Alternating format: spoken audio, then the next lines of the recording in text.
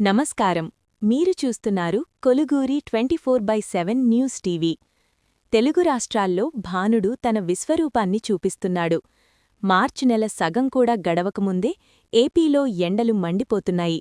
మరి నేటి వాతావరణం ఎలా ఉండబోతోంది?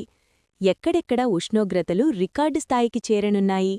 ముఖ్యంగా కోస్తాంధ్రలో పరిస్థితి ఆందోళనకరంగా ఉంది. నేడు గరిష్ట ఉష్ణోగ్రతలు 36 నుంచి 38 డిగ్రీల వరకు నమోదయ్యే అవకాశముంది.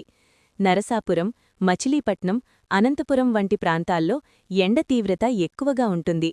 బయటకు వెళ్లేవారు జాగ్రత్తగా ఉండాలని వాతావరణ శాఖ హెచ్చరిస్తోంది.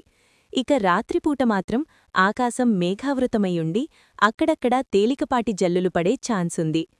మరోవైపు నేడు జనసేన ఆవిర్భావ దినోత్సవం కావడంతో కార్యకర్తలు ఎండల దృష్ట్యా తగిన జాగ్రత్తలు తీసుకోవాలని పార్టీ వర్గాలు ఇప్పటికే సూచించాయి. మరిన్ని వివరాల కోసం చూస్తూనే ఉండండి మా కొలుగూరి 24/7 న్యూస్ టీవీ.